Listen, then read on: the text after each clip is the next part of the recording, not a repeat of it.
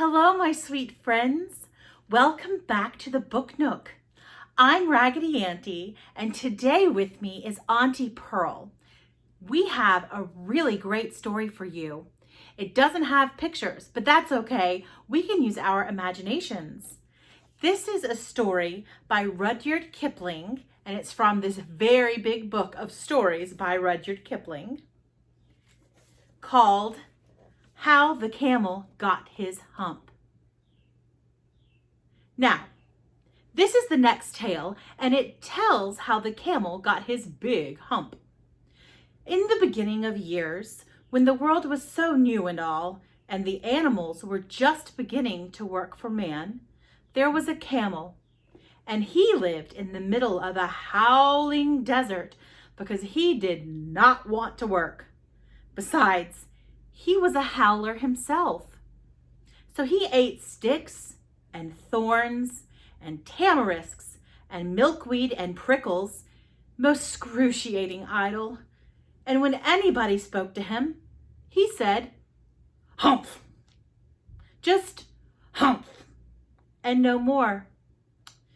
Presently, the horse came to him on Monday morning with a saddle on his back and a bit in his mouth and said, "Camel, oh camel, come out and trot like the rest of us." "Humph," said Camel, and the horse went away and told the man. Presently, Dog came to him with a stick in his mouth and said, "Camel, oh camel, come and fetch and carry like the rest of us." "Humph," said the camel, and the dog went away and told the man. Presently the ox came to him with the yoke on his neck and said, "Camel, oh camel, come and plow like the rest of us." "Humph," said Camel, and the ox went away and told the man. At the end of the day, the man called horse and dog and ox together and said, "Three. Oh, three, I'm so very sorry for you with the world so new and all, but that humph thing in the desert can't work or he would have been here by now. So I'm going to leave him alone and you must work double time to make up for it." Oh, that made the three very angry with the world so new and all. And they held a palaver, and an indaba, and a punchayet, and a powwow on the edge of the desert. And then Camel came chewing milkweed, most excruciating idle, and laughed at them.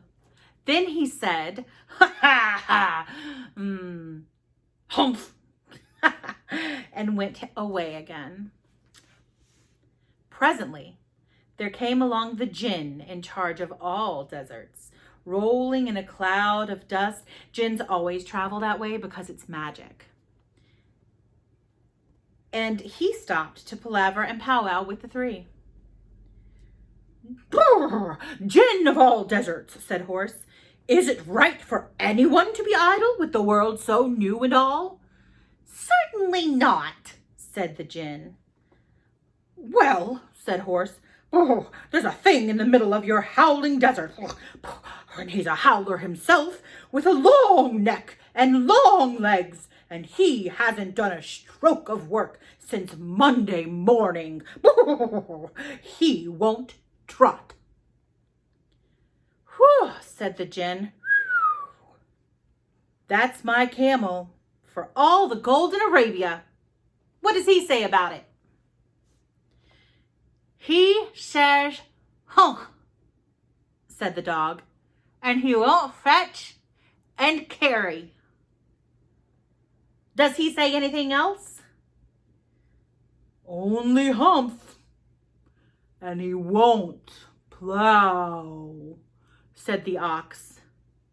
"Very good," said the Jinn. "I'll humph him if you will kindly wait a minute."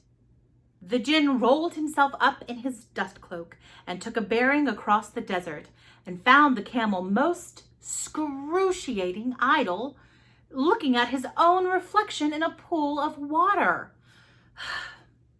"My long and bubbling friend," said the gin, "what's this I hear of your doing no work with the world so new and all?" "Humph," said the camel.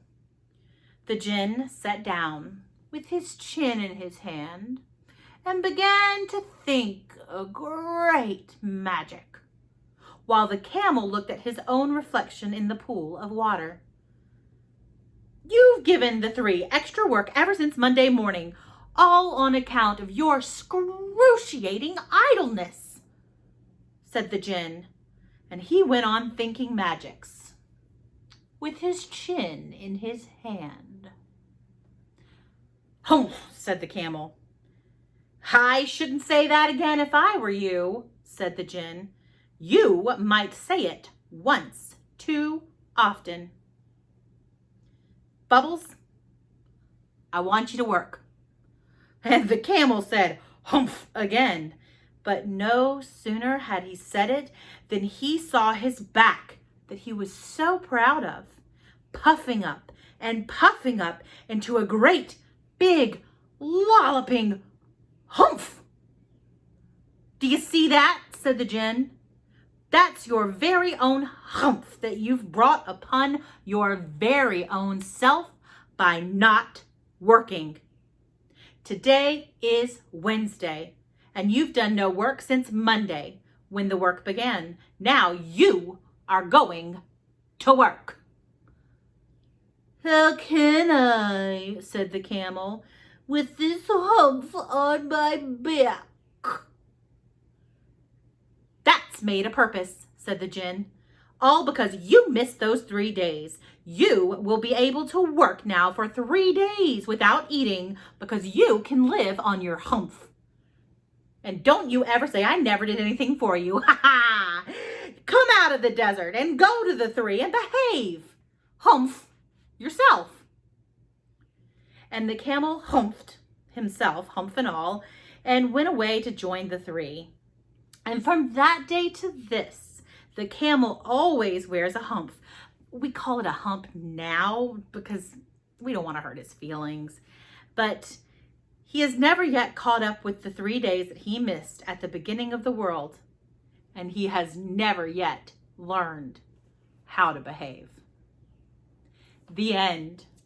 Thank you for joining me on this Wednesday to learn the story of the camel and kind of why we call it Hump Day too. Stay happy, stay healthy, and keep reading.